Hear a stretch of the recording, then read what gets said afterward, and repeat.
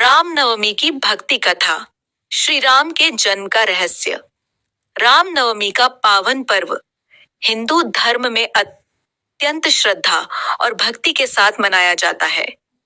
यह दिन उस दिव्य क्षण की याद दिलाता है जब धरती पर धर्म की रक्षा के लिए भगवान ने मानव रूप में जन्म लिया। भगवान श्री राम का जन्म केवल एक राजकुमार का जन्म नहीं था, बल्कि यह अधर्म पर धर्म की विजय का एक दिव्य आरंभ था। बहुत समय पहले की बात है।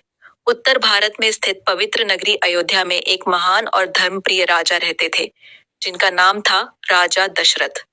उनकी 3 रानियां थीं, कौशल्या, कैकेयी और सुमित्रा। राज्य में सुख समृद्धि थी, प्रजा खुश थी, लेकिन राजा दशरथ के मन में एक बड़ा दुख था। उनकी कोई संतान नहीं थी। राजा दशरथ को हमेशा यह चिंता सताती थी कि उनके बाद राज्य की देखभाल कौन करेगा।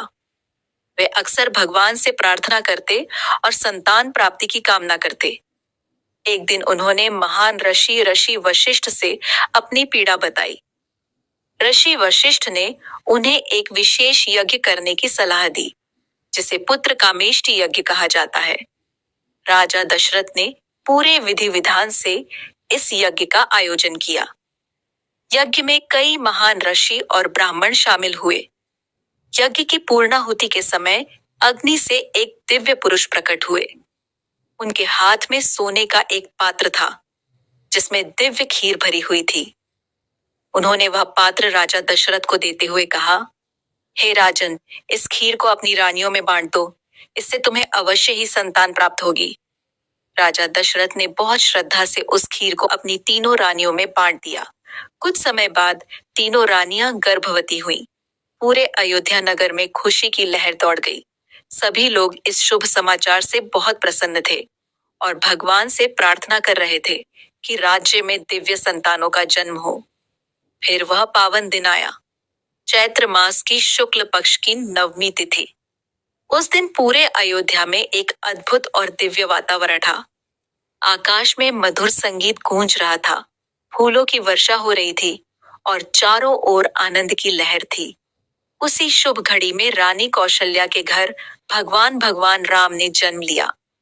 भगवान राम का जन्म होते ही पूरे महल में खुशियों की लहर दौड़ गई। ऐसा कहा जाता है कि उस समय देवताओं ने स्वर्ग से फूलों की वर्षा की और गंधर्वों ने मधुर संगीत गाया। अयोध्या की गलियों में दीप जलाए गए और हर घर में उत्सव मनाया गया। उसी दिन रानी कैकेयी के घर भरत का जन्म हुआ और रानी सुमित्रा के घर 2 पुत्रों, लक्ष्मण और शत्रुघ्न का जन्म हुआ। इस प्रकार राजा दशरथ के घर चारों राजकुमारों का जन्म हुआ। पूरे राज्य में कई दिनों तक उत्सव चलता रहा। गरीबों को दान दिया गया, मंदिरों में पूजा हुई और लोग भगवान का धन्यवाद करने लगे। भगवान राम का जन्म केवल एक संतान का जन्म नहीं था, बल्कि यह धरती पर धर्म की स्थापना के लिए भगवान विष्णु का अवतार था। जब पृथ्वी पर राक्षसों का अत्याचार बढ़ गया था और विशेष रूप से राक्षस राज रावण का आतंक फैल गया था, तब देवताओं ने भगवान विष्णु से प्रार्थना की कि वे धरती पर अवतार लेकर अधर्म का अंत करें। उसी प्रार्थना के फल स्वरूप भगवान विष्णु ने राम के रूप में जन्म लिया। बचपन से ही भगवान राम अत्यंत शांत, विनम्र और धर्मप्रिय थे। वे अपने माता पिता का बहुत सम्मान करते थे और अपने भाइयों से बहुत प्रेम करते थे। विशेष रूप से लक्ष्मण हमेशा उनके साथ रहते थे और उनकी सेवा करते थे। जैसे जैसे भगवान राम बड़े हुए, उन्होंने गुरु वशिष्ठ और अन्य ऋषियों से शिक्षा प्राप्त की। वे धनुर्विद्या, शास्त्र और धर्म के ज्ञान में अत्यंत निपुण हो गए।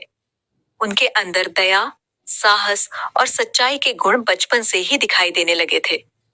रामनवमी का पर्व हमें यही याद दिलाता है कि भगवान राम का जन्म केवल इतिहास की एक घटना नहीं है, बल्कि यह एक आध्यात्मिक संदेश है।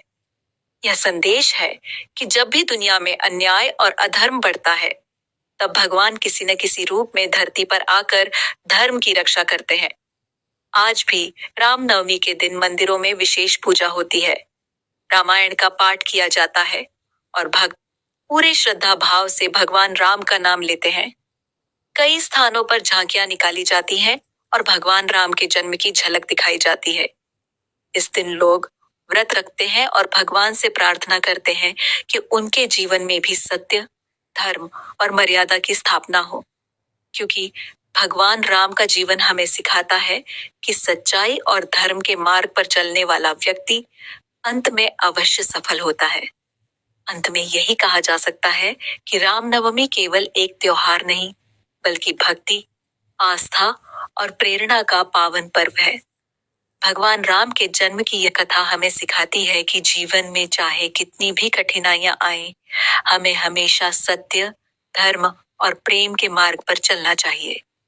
ऐसे ही और कहानी और कथा सुनने के लिए हमारे चैनल को लाइक, शेयर, फॉलो और सब्सक्राइब करें। धन्यवाद।